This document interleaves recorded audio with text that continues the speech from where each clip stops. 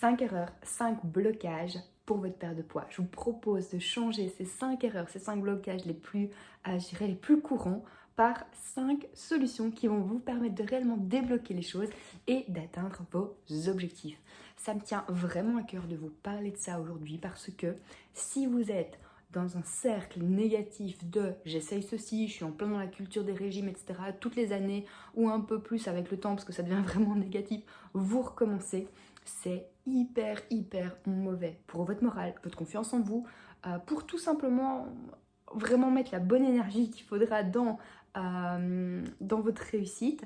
Et donc, par rapport à tous ces schémas plus traditionnels, plus conventionnels, je sais que j'ai une approche tout à fait autre, mais que j'ai testé à de nombreuses reprises avec mes clientes.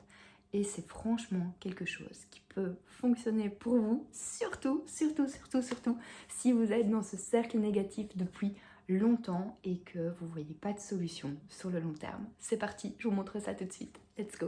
Et juste avant de commencer, je sais que vous allez peut-être parfois être un peu choqué par ce que je vais vous dire, mais franchement, après avoir digéré la vidéo, je vous propose d'y repenser au calme et vous allez vraiment, je pense, avoir de bons déclics. La première erreur que vous commettez certainement, c'est d'être perfectionniste quand vous commencez un régime.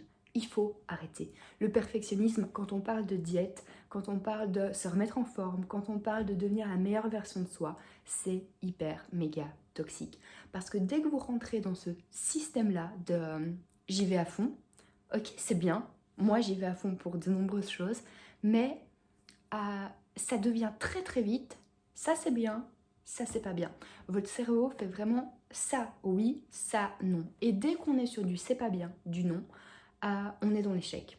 Et ça, si vous êtes dans cette spirale, en général, ça va vous amener très vite à un petit échec qui va devenir un échec complet. Donc, il faut complètement balayer le perfectionnisme de votre envie, votre motivation de changer les choses. Je vous conseille beaucoup plus d'opter pour une méthode réfléchie, quelque chose de résilient, quelque chose qui va être bienveillant envers vous, envers votre corps. Quand vous partez dans ce type d'approche, vous avez vraiment beaucoup plus de chances d'atteindre vos objectifs. Dès que vous partez du point de vue que vous n'avez pas besoin d'être parfaite, que vous pouvez faire par exemple 80% de choses strictes, organisées, etc. pour vous mettre en confiance et pour être sûr que les résultats soient là, 20 autres pourcents peuvent être laissés plus en fonction de vos envies, tout simplement. Dès qu'on fait ça, ça va vous enlever une charge mentale et un stress physique énorme. Et ça, enlever une charge mentale, enlever un stress sur votre corps actuellement, c'est vraiment mettre toutes les chances de votre côté pour atteindre vos objectifs. Deuxième erreur, c'est que vous pouvez souvent mettre beaucoup trop en application le bouger plus, manger moins. C'est quelque chose qu'on entend énormément actuellement dans le quotidien, mais c'est pas vraiment une réalité pour, en tout cas pour la plupart de mes clientes en général, c'est pas ça qui se passe.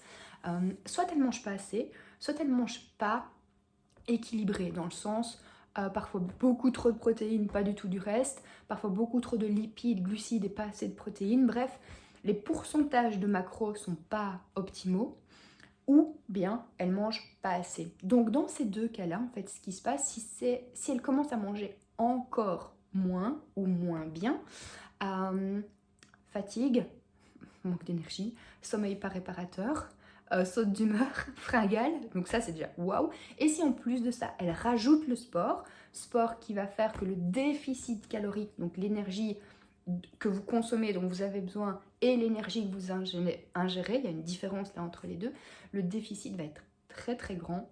Et là, ça peut augmenter le stress, l'anxiété, en plus de tout ce que j'ai dit avant, ok. Et très certainement, les fringales vont être encore pires parce que le corps va avoir tout simplement besoin d'énergie. Donc, vous allez rentrer dans un process qui sera absolument pas bon. Donc voilà, en résumé, le fait de faire plus de sport, de manger moins, vous avez un déficit calorique de plus que 500 calories en général et ça vous provoque directement des fringales qui sont des fringales normales puisque votre corps aurait besoin de beaucoup plus. Là, par contre, vous avez besoin d'un point de vue plus expert pour répondre à cette question. À quel point vous devez manger plus et à quel point vous devez manger moins ou tout simplement rééquilibrer votre alimentation. Ce qui franchement serait un bien meilleur plan.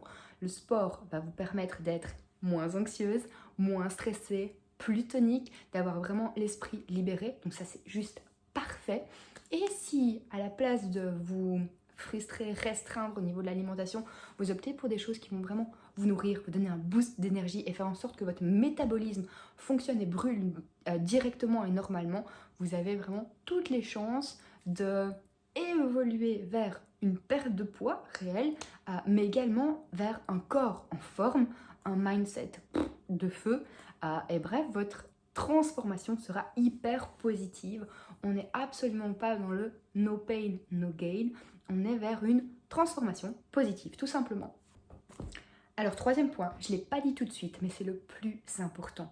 Il faut arrêter, mais alors là, arrêter complètement avec le je fais une diète pour un certain temps parce que je veux perdre autant de kilos et puis je reviens à mon ancien style de vie. Si vous partez sur cette optique-là, je suis désolée, mais ne commencez pas.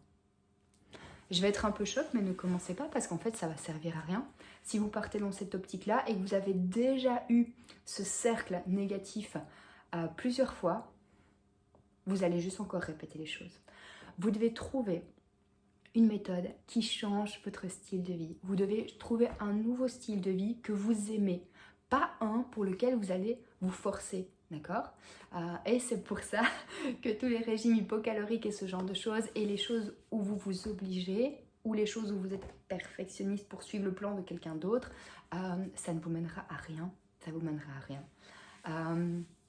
Si vous partez sur votre ancien mode de fonctionnement, oui, peut-être que vous allez perdre vos kilos, mais d'office, vous allez les reprendre après. Et ça va être une expérience de plus négative. Donc, vous n'avez rien à gagner. Changez votre style de vie. Optez par exemple, comme je viens de le dire dans le point 2, pour une alimentation qui va vous booster, qui va vous soutenir, que vous allez aimer, pour également des habitudes qui ont besoin d'être mises en place, mais de manière, je dirais, bienveillante, manière résiliente. Ça peut être vraiment, vraiment plus porteur que de se dire « je me force ».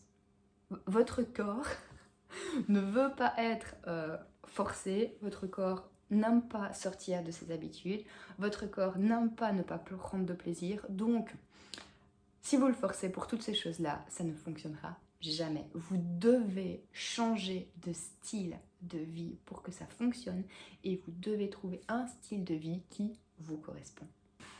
Et là, je sais que je vais en choquer beaucoup, mais ça veut dire qu'en fait, quand vous avez trouvé votre style de vie, quand vous partez en vacances, quand vous avez des événements, des repas de famille, des événements au boulot, ça ne change rien. Pas dans le sens où vous allez prendre vos lunch paquets avec, etc. Non, dans le sens où vous savez ce que vous aimez consommer, ce qui est bon pour vous. Et donc, il n'y a pas besoin de faire une diète en vacances, il n'y a pas besoin de changer les repas complètement au boulot ou ce genre de choses, parce que si vous faites quelque chose qui correspond à votre style de vie, pas tout de suite, parce que ça va prendre un petit peu de temps, mais au fur et à mesure, vous allez apprendre comment gérer, mais alors là, parfaitement, 1, 2, 3, 4 semaines de vacances, tout en étant bien dans votre corps. Et je sais que là, ça peut paraître, mais qu'est-ce qu'elle raconte, c'est beaucoup trop beau. C'est pas le cas. C'est pas le cas. Si vous optez à un moment donné pour un style de vie où toutes les semaines vous pouvez profiter en étant raisonnable de choses que vous aimez, quand vous allez aller en vacances, vous n'allez pas vous saouler la gueule tous les jours, vous n'allez pas vouloir vous ruer sur les gâteaux tous les soirs, tout simplement parce que le reste de l'année, vous profitez également. Ça, c'est quelque chose qui vient avec le temps, mais c'est quelque chose où vous devez avoir un bon modèle qui va être individualisé à vous. C'est un point clé, mais c'est le point qui peut changer votre vie. Quatrième erreur, ne mettez pas tout votre focus sur uniquement la perte de poids, la balance. Vous devez avoir un objectif beaucoup plus grand que juste « je veux perdre du poids ». pourquoi vous voulez perdre du poids. Qu'est-ce que ça va changer pour vous? Pourquoi c'est vraiment important? Vous devez creuser un peu, vous ne devez pas creuser et y penser pendant une semaine, un mois, etc. Mais vous devez savoir pourquoi. Moi, j'ai mes réponses à pourquoi je veux être dans la shape que j'ai maintenant, mais avec le temps, et donc là aussi, c'est parce que il faut que ce soit un processus un petit peu long, mais un processus, je dirais, évolutif, très positif et très bienveillant. Donc, c'est pas un processus qui va vous peser, ok. Moi, je sais que je veux me sentir bien dans mon corps. Je sais que ça me met en confiance pour mon boulot. Je sais que ça me met en confiance pour vous parler. Ça me met en confiance au niveau de mon couple. Ça m'a appris énormément de choses, surtout par rapport à l'entraînement pour me sentir forte physiquement. Et ça me permet d'assurer un maximum de choses. Et je vais dire de passer au-dessus d'énormément de problèmes ou d'événements qui arrivent dans le quotidien, dans notre vie, ce qui est normal, c'est la vie. Donc voilà, il faut savoir pourquoi, plus que juste le chiffre sur la balance. Ça, c'est quelque chose que vous devez réfléchir par vous-même. Il y a des techniques de mindset qui peuvent vous aider à comprendre et puis surtout à garder de meilleurs focus, de meilleurs objectifs que juste X kilos. C'est en fait beaucoup plus intéressant pour votre développement perso. Et donc, on sort de c'est que esthétique. C'est vraiment bon pour vous épanouir à fond, être aligné vraiment avec ce que vous êtes, la meilleure version de vous dont vous avez envie, qui n'est pas encore là, mais qu'on peut vraiment transformer un maximum. Et alors, 5e erreur, c'est que très souvent, et en plus, quand vous avez déjà essayé avec des personnes, vous avez du mal à vouloir retourner dans un accompagnement, mais vous ne pouvez pas faire ça seul. Vous ne pouvez absolument pas faire ça seul. La tâche est beaucoup trop conséquente et vous avez besoin parfois d'un point de vue extérieur ou juste d'être guidé sur la bonne voie. Okay, donc, ce qui va se passer, c'est que pour ce type de transformation, en plus, quand vous êtes déjà dans un cercle assez négatif, peu importe la volonté, la motivation que vous avez au début, ça va être qu'au début, parce qu'il va y avoir un petit démon ici, et il va y avoir votre cerveau en plus. Et les deux, c'est normal, ça fait partie du système de survie de votre corps. Les deux, à un moment donné, vont remettre en question plusieurs choses, vont appuyer un petit peu sur vos faiblesses, et tout seul, ça va être très très très difficile d'y arriver. Je vais m'en mettre cash, ça va être impossible d'y arriver. Donc, vous devez vous faire accompagner par une personne qui peut individualiser les choses pour vous, qui ne va pas vous forcer, qui va travailler sur votre mindset, vos objectifs, votre manière de voir la vie, quelle serait vraiment la meilleure version de vous possible, comment vous voyez ça.